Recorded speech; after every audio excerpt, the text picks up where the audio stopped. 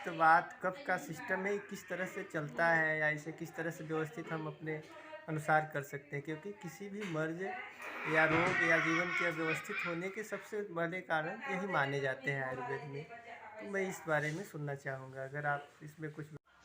विनोद जी, आपने बहुत ही अच्छा प्रश्न पूछा है। हमारा जो आयुर्वेद विज्ञान है वो बहुत सही बोलता है कि जो जीवन का सुख है वो निरोगी काया से ही होता है। प्रथम सुख निरोगी काया।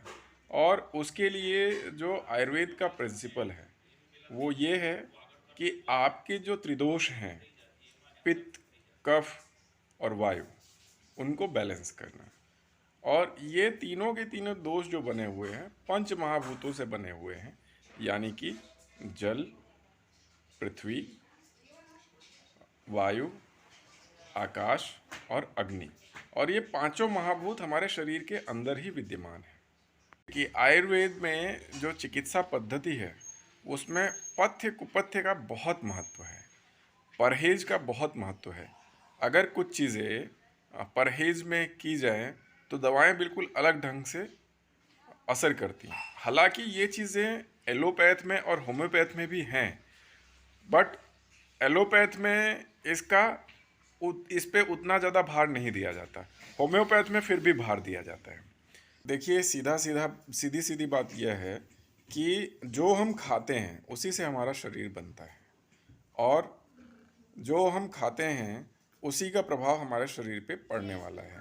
हमारी जो 6 रस हैं, 6 रसायन हैं अलग अलग तरह के, चाहे वो कड़वा हो या तीखा हो या नमकीन हो या मीठा हो या खट्टा हो या कसायल हो, ये 6 तत्वों के अलग अलग प्रभाव हैं।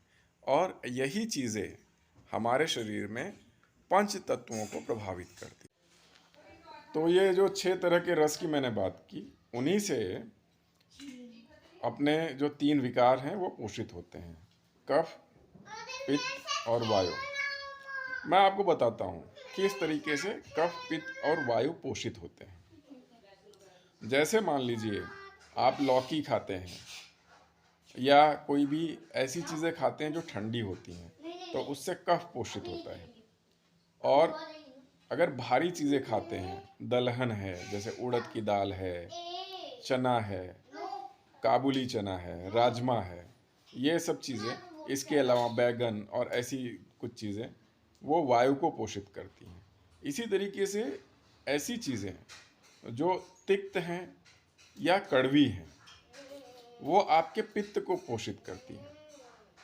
अब बात रहती है कि इनको बैलेंस कैसे किया जाए। तो बैलेंस करने के लिए आपको, यदि पित्त को बैलेंस करना है तो आपको ठंडी चीज़ें खानी पड़ेंगी जो उसका विरोधी है, कफ वाली। अगर आपको कफ को बैलेंस करना है तो आपको शरीर में पित्त बढ़ाने की ज़रूरत पड़ेगी। तो इस तरीके से चीज़ों को बैलेंस करने की कोशिश करते हैं। हमारे शरीर में जो भी रोग उत्पन्न होते हैं, जो भी व्याधियाँ उत्पन्न होती हैं, इन तीनों चीज़ों में से किसी न किसी एक के इम्बैलेंस से या दो के इम्बैलेंस से या फिर तीनों के साथ में इम्बैलेंस से होती है।